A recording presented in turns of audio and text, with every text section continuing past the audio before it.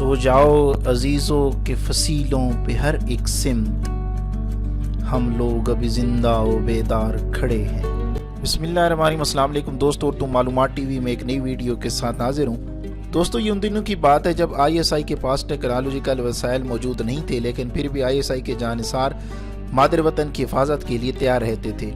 आज यही कुछ मैं आपको इस वीडियो में बताऊंगा। ISI को पता चला कि पाकिस्तान आर्मी का एक मेजर इंडियन आर्मी के साथ मिल गया है। फिर ISI ने 15 मिनट के अंदर उसका कैसे पता लगाया, ये सब कुछ मैं आपको इस वीडियो में बताऊंगा।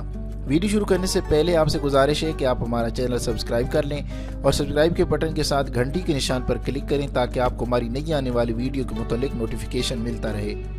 ये उन दिनों का किस्सा है जब हमारे यहाँ तकनीकी सहूलियात का ये आलम था कि हमारे पास ज़ेर निगरानी अफराद और इदारों के टेलीफोन टेप करने और बराह रास्त उनकी रिकॉर्डिंग के लिए मामूल के वो आलात भी नहीं थे जो किसी भी खुफिया इदारे में इंफॉर्मेशन की फील्ड में बुनियादी अहमियत के हामिल होते हैं। इस मकसद के असूल के लिए हमें बड़ी तगोदो करना पड़ती थी और इंतहाई महदूद सहूलियात से काम चलाना पड़ता था।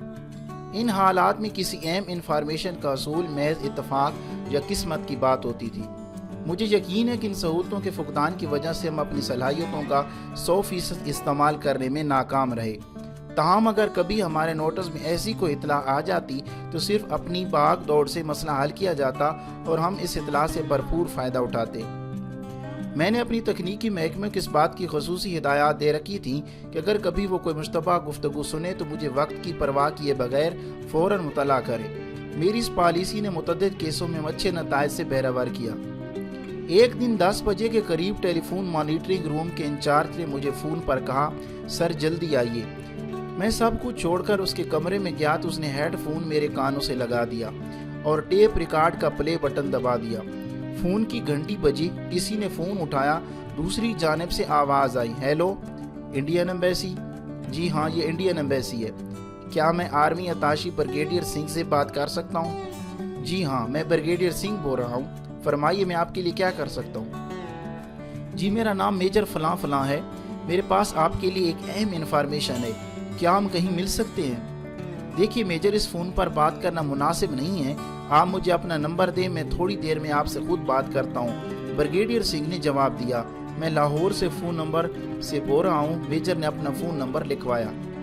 ठीक है, आप इंतज़ार कीजिए, मैं तकरीबन 15 मिनट बाद आपको फ़ोन करता हूँ, ब्रिगेडियर सिंह ने कहा और फ़ोन बंद हो गया। मैंने हेडफोन उतारा। ये हमारी कारकर्दगी का बहुत बड़ा इम्तिहान था। हमारे पास सिर्फ 12 मिनट बाकी थे और यूँ समझ लीजिए कि ये वक्त को शिकस्त देने वाली बात थी। मैंने फौरी तौर पर लाहौर में अपने फील्ड कमांडर से रब्ता किया और उसके लाइन पर आते ही उसे फ़ोन नंबर लिखवाया और कहा, कमांडर इस नंबर को तलाश कीजिए, इसको टेप करने का बंदोबस्त भी कीजिए, लोकेशन पर पहुँचिए, फ़ोन करने वाले मेजर साहब को अपने दफ्तर में ले आइए और मुझे इतला दीजिए। याद रखिए, सारी कार्रवाई के लिए आपके पास सिर्फ 10 मिनट है। इस्लामाबाद में हमारे लिए बहरहाल इस गुफ्तगू को रिकॉर्ड करना नामुमकिन था क्योंकि ब्रिगेडियर सिंह ने न जाने किस नंबर से फ़ोन करना था। खुदा कमांडर जुल्फ़कार पर अपनी रहमतें निछावर करें क्योंकि वो अब हमारे दरमियान नहीं। उन्होंने मेरी हिदायत मिलते ही बिजली की सरहद के साथ टेलीफोन डिपार्टमेंट को मामले की नज़ाकत से आगाह किया। अपना आदमी फौरी तौर पर टेलीफोन एक्सचेंज रवाना किया और अभी 10 मिनट पूरे होने में चंद सेकंड बाकी थे कि वो खुद भी हस्ब हिदायत मौका पर पहुंच गए। 1 ही मिनट के बाद मेजर साहब के फ़ोन की घंटी बजी। दोनों जानिब से रस्मी जुमलों का तबादला हुआ, एक दूसरे को अपनी अपनी शनाख्त कराई गई और 2 रोज़ के बाद मुलाकात के लिए वक्त और जगह का तयन किया गया। ताम ब्रिगेडियर सिंह ने अच्छी तरह इस बात की तसल्ली कर ली कि कहीं मेजर मौसूफ ISI के बिछाए हुए किसी जाल का मकड़ा ना हो। अभी मेजर ने रिसीवर क्रेडल पर रखा ही था कि कमांडर जुल्फ़कार ने उसके दरवाजे पर दस्तक दी, उससे अपना तारुफ करवाया और गाड़ी में बैठाकर उसे अपने दफ्तर ले आए। फिर उसे GHQ के मिलिट्री इंटेलिजेंस डायरेक्टोरेट के हवाले कर दिया गया ताकि मुफस्सिल तफ्तीश की जा सके। तफ्तीश के दौरान उसने बताया कि मैं आर्म्ड कोर का अफीसर हूँ और गुज़िश्ता जंग में सितारे जुर्रत हासिल कर चुका हूँ। मैं हाल ही में command and staff college quarters से कोर्स मुकम्मल करके आया हूँ और अभी खारिया छावनी में अपनी ब्रिगेड में वापस जा रहा हूँ। उसने बताया कि मैं दोनों शदीद माली मसाइल में गिरफ्तार हूँ जिनसे निपटने के लिए मैंने अपने सितारे जुर्रत की रकम भी GHQ से हासिल कर ली है, लेकिन मेरी माली दुश्वारियाँ बदस्तूर कायम हैं اور میں نے پیسے کمانے کا یہ ڈھنگ سوچا تھا کہ وقتاً فوقتاً بعض بے بنیاد اور جھوٹی معلومات انڈین آرمی اتاشی کو فراہم کر کے رقم بٹورتا رہوں۔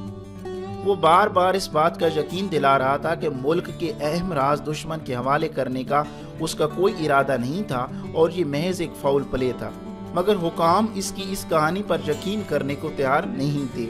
اس کے کورٹ مارشل کا حکم ہوا اور اسے فوج کی نوکری سے فارغ کر دیا گیا۔ جہاں تک ISI کا تعلق ہے، یہ پورا عقابی آپریشن محض 15 منٹ میں پورا ہوا۔ بریگیڈیئر سنگھ نے یوں تو سمارٹ بننے کی پوری کوشش کی تھی، مگر اس سے ایک ذرا سی چوک ہو گئی کہ وہ میجر موصوف سے فون نمبر پوچھ بیٹھا۔ یہ محض ہماری خوش بختی تھی۔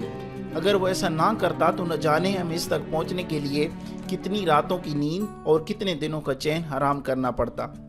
اگر کسی بھی وجہ سے ہمارا یہ آپریشن ناکام ہو جاتا، میں کرسی پر موجود نہ ہوتا، ذوالفقار اپنے دفتر میں نہ ہوتا، یا راستے میں گاڑی خراب ہو جاتی اور وقت ہاتھ سے نکل جاتا، تو میجر موصوف یقینی طور پر بھارت کی خفیہ ایجنسیوں کے ہاتھوں میں کھلونا بن جاتا۔ افسوس کا مقام تو یہ ہے کہ وہ ستارہ جرأت پانے والا ایک بہادر افیسر تھا، جس کا مستقبل انتہائی روشن اور تابناک تھا۔ اس کے لیے فوج کے اعلیٰ عہدوں تک پہنچنے کی تمام صلاحیتیں اور مواقع موجود تھے۔